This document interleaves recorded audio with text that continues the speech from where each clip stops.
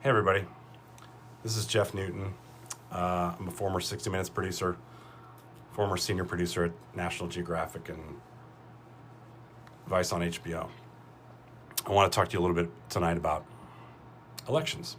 You know, I've been promising you this for a little while, but it's a complicated thing and there's a lot of moving pieces, and I thought we should kind of do a little bit of a comprehensive look at it.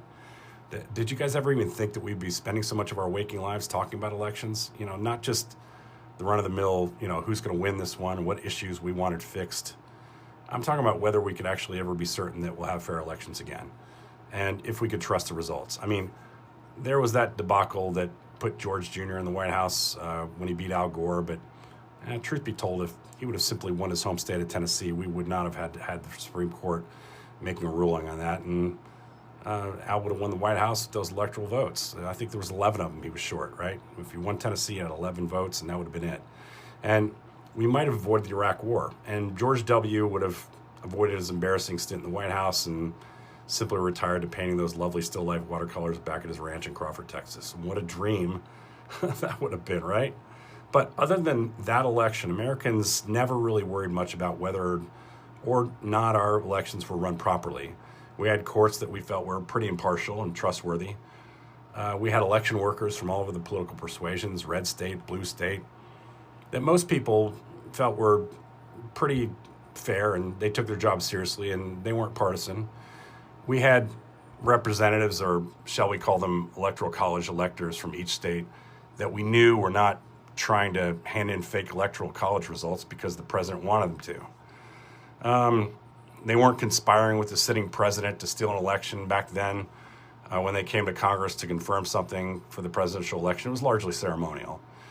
We had never had an American president that spent his money and energy arranging an insurrection to stay in power, asking his vice president to go along with a conspiracy. I may not like Mike Pence or anything he stands for, but yeah, he was an honorable American that day, and remains so to many Americans because of what he would not do on that day in the U.S. Capitol: help an American president commit voter fraud on the grandest scale. And even on a simplistic level, we knew that when we had a candidate who had won, all the votes were counted, sometimes recounted. The loser would graciously accept defeat, give a little speech, and we all could move on with our lives for a period of time, usually 2 to 4 years, and know that despite who was in the White House or walking the halls of Congress, we'd be relatively okay, stable even. Some things might change, like laws that required seat belts, maybe laws changing the tax codes in favor of one side or the other. But we always knew that we could change things up if we really wanted to, and that we determined ultimately our path through our voice, through our campaigning, through little checks in the mail to people we supported, and through our vote. That one thing that all Americans, we knew we had it equally, right? And that's all changed now. We never really had a problem with anything like this before, did we? Until Donald Trump. From the very beginning, way back to when he was debating Hillary Clinton in 2016, he was calling foul play. He was seemingly his own umpire in American democracy, calling his own balls and strikes on what was fair and accurate and what should and shouldn't be counted. Votes coming in late must be fake. Counties voting for him, accurate. Counties with black people in states like Georgia must be voter fraud. No proof, none. And in the courts, he got crushed time and time again. And when he lost, must be a partisan judge, an activist judge he calls them now, even when many were put in by Republicans. As Vladimir Putin was bending over backwards to sow chaos into our elections, and by proxy into the then functioning democracy we had, he was telling us he would respect the results, but only if he won. That should have been a siren call to all Americans. I know it was to me. And since that time, Donald Trump has proven in court to be a cheat. He's been convicted of felonies by a jury of his peers. That's 34 felony convictions for those keeping score. No advocate judges there, a jury. A civil court jury found him liable for sexually abusing and defaming writer E. Jean Carroll. Again, not an advocate judge. He was convicted by a jury. Just days before he was elected, the American people heard him say that he felt like he could grab women by the hoo-haws. Those are my words, not his. And they still put him in office as the voice of American reason, the leader of the free world. Remember when American presidents really held that title and lived up to it? In the weeks and months after his first election, we learned more and more about how he wrote a six-figure check to that porn star, Stormy Daniels, to keep her quiet about the sexual encounter they allegedly had while he was married to his wife, Melania. You remember her, right? The first lady who had their child just 4 months earlier. I'm not going to go through all the 30,573 documented and very public lies he was caught making in just his first term, but suffice to say, the Washington Post kept track of them all and even footnoted them for posterity. It worked out to about 21 lies a day. And I say all this today because he and his fellow Republicans, the ones in Congress, and those still sporting those silly red baseball caps, want the rest of us to believe that they, and they alone, are the ones that we need to trust to deliver fair and impartial elections. And let's let that one sit there for a while, shall we? Pause just a little and think about that. They're the ones. They're going to do this right. We should be trusting them. A little bit of tea, no slurping for those people who can't stand it. Appreciate you guys. So, that's hot. The guy who asked the Republican Secretary of State of Georgia to find 11,780 votes, he said, all I want is to do this. I just want you to find 11,780 votes, which is one more than we have. That's an exact quote for those of us who might have forgotten how insane that moment was, and that he is president now and not in prison for voter fraud. Okay, so here's where we are now. Right now, there are coordinated efforts, both on a state and federal level, to win at all costs. They have plans and backup plans and backup plans to the backup plans. But what's important to know with a great degree of certainty is that they do plan on stealing the midterm elections at all costs. I'm going to go through some of the examples. First, this election interference campaign is a multi-pronged approach aimed at attacking voters who Republicans believe stand in the way of their re-election efforts. Progressive college students, black voters, Hispanics upset about how Trump administration is treating the brown-skinned people with the hands of ICE. In a number of states, Republican state legislators are eliminating polling stations where those people could have easy access to voting. College campuses, traditional polling stations that used to be so-called communities of color. By forcing people to drive or take a bus or ride a subway to cast their votes, the GOP is betting they won't show up at all, giving Republicans an advantage on Election Day. White, middle class, or affluent Americans, they have cars. And in red states, if they have their way, they will all still have their voting polls in their neighborhoods. College students without cars or driver's licenses, some college campuses don't even allow first-year students, remember they're 18 as well, to keep their cars on campus. The lack of voting polling stations at Western Carolina University, for instance, forced students to walk 1.7 miles to cast their ballots. They did it in a large group. There's pictures of it, and they're all walking along, almost like a student protest and voting all at the same time. A note to these kids, good on you. You're actually showing Donald Trump and Speaker Mike Johnson what voting is supposed to look like. According to the U.S. Department of Transportation, about a third of our nation's residents don't even have driver's licenses. This is according to Yale Climate Connections using data from the U.S. Department of Transportation.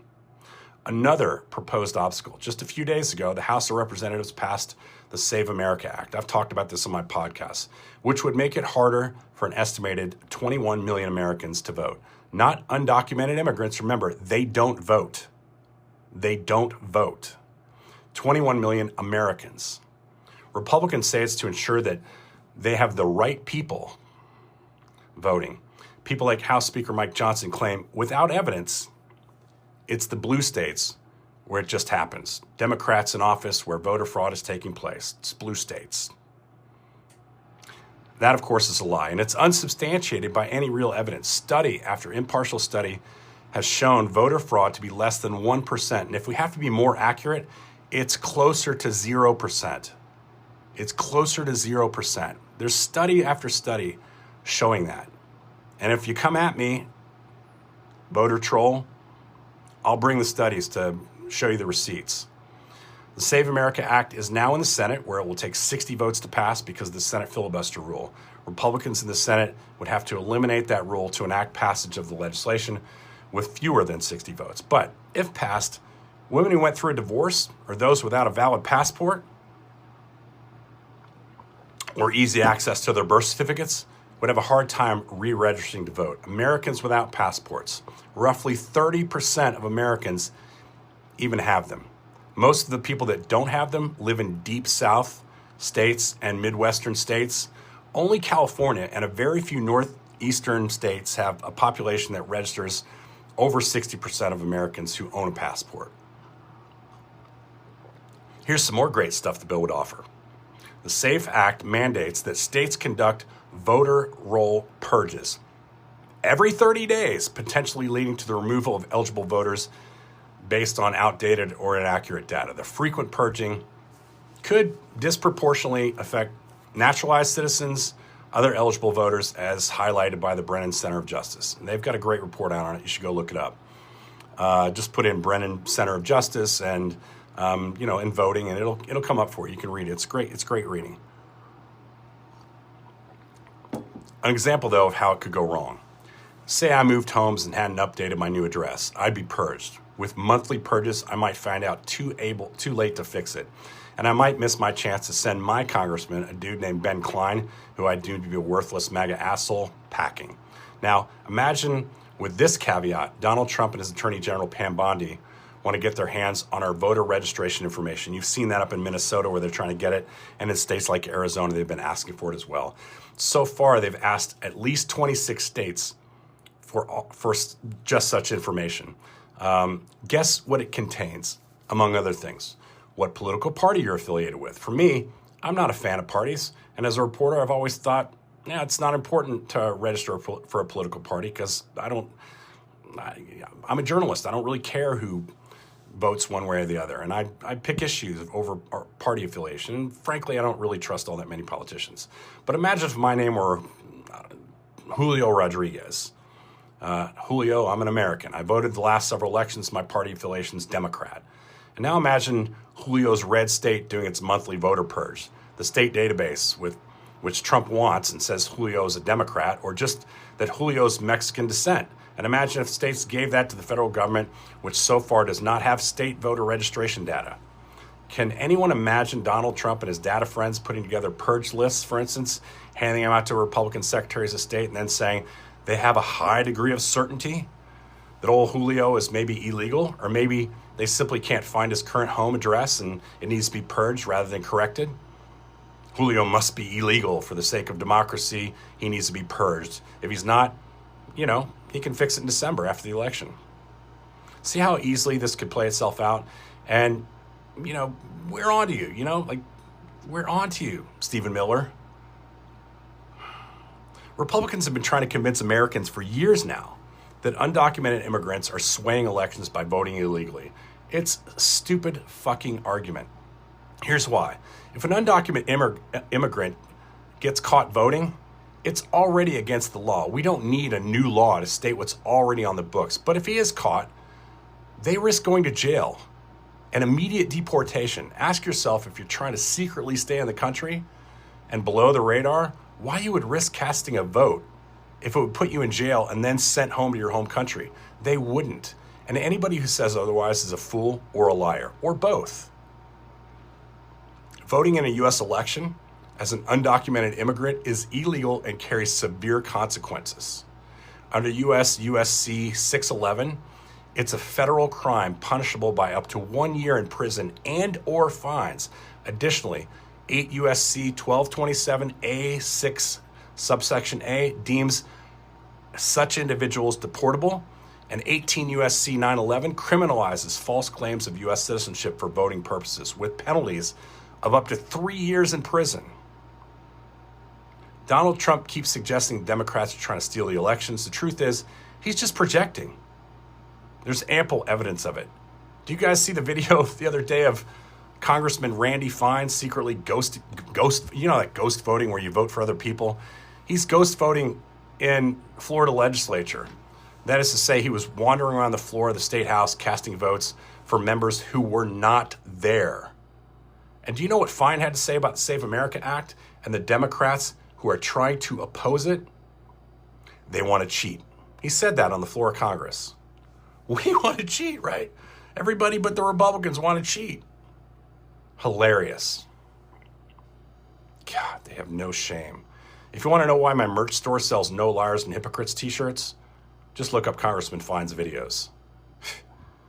Donald Trump also wants to get rid of mail-in voting. He says, we're the only country in the world that has mail-in voting, which is true, except for about 40 other fucking nations, including most of Europe, Canada, Israel, the Nordic countries, Japan, Singapore, Greece, the UK, South Korea, a bunch of former Soviet satellite countries, Malaysia, New Zealand, Australia, basically everybody who is a legitimate democracy. Fuck, even Luxembourg and Liechtenstein allow it. But we get your point, Mr. President. Voting bad, stealing elections good. To that end, you might remember recently when Trump and his FBI went to Fulton County, Georgia, and confiscated 500 boxes of ballots. This is unprecedented in American history. He even sent in Tulsi Gabbard, the director of national intelligence, to oversee the process. Does this sound shady to anybody, or am I just drinking too much coffee? Jeez, he also sent Tulsi Gabbard to Puerto Rico to seize voting machines last year. Voting machines. Nothing to see here. And I mean nothing to see here, right? Trump is still falsely claiming that he won the state of Georgia in the 2020 election. The Republicans running the state of Georgia who oversaw the election say otherwise. Georgia election officials led by Republican Secretary of State Brad Raffensperger had multiple audits confirming the result. It showed Trump losing the state each time. Tell your MAGA friends this. It included what they call risk-limiting audits, a hand recount, and a machine recount. So fuck you, Donald, you lost. Imagine what they might, quote, find now that they have their hands on the ballots all to themselves and nobody is there to watch them. Expect that to be a precursor to either trying to cancel elections or take over elections by the federal government. One judge has already ruled against one such executive order by Trump, but more are sure to come. Expect more executive orders directing all sorts of tomfuckery. He said as much in recent days, but to be clear, there is no clause in the U.S. Constitution that allows the President of the United States to take over state elections. None. He does not have emergency power. He has no implied authority. He simply has no right to mess with state elections, period. Lastly, Trump is still trying to get states to gerrymander votes. Gerrymandering, for those of you who might not know what that means, is the use of voting data to draw narrow districts that favor one party over the other. And it's insane. And now it's been going on for generations. Democrats do it, Republicans do it, but you know, it's just gotten insane because it's never, first of all, been done in, and I think it's never been done in a non-census year. I mean, you're just not supposed to do it willy-nilly all the time. And frankly, it's bad for democracy.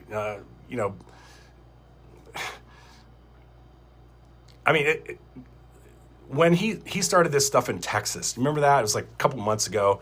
And then soon after, Gavin Newsom, governor of California, countered by pushing through a referendum for voters in his state to do the same. And now Virginia, the newly elected governor, Abigail Spanberger, is trying to do the same here. So his plan may have backfired, and we'll see. But what we all know is that this is no way to run a country, disenfranchising Americans every few years because of the whims of one party or the other. We've got to straighten that out. But Trump started this battle in Texas, and it isn't healthy for democracy, regardless of who's in power.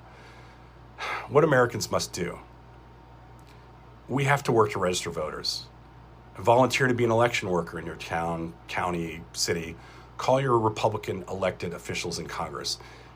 At the state level, also, and tell them you don't support the SAVE Act on a federal level or any state laws with your local state legislature that make it harder for Americans to vote. The plan should be to make it easier for Americans to vote. If you want to push through plans without bipartisan consensus, tell them you reject that notion. If a bill is to be considered, it should be bipartisan in nature. then tell them to get off their asses and actually cooperate on election laws. Otherwise, they're being partisan, and you will consider it as a voter that they are enemies of the American people and an enemy to democracy. And be ready for the fight, because right now there are hundreds of legal cases in the courts to attempt to weaken your right to vote. You can support efforts to fight them by supporting groups like the ACLU or other firms taking up the cause. Democracy Docket comes to mind. If you want the latest on legal cases, consider following also Joyce Vance. And if you like what this non-lawyer, semi-retired journalist has to say, consider supporting my Substack, From the Writer's Cabin, with a paid subscription. Georgie needs his kibbles. Night, Misfits. Thanks for listening.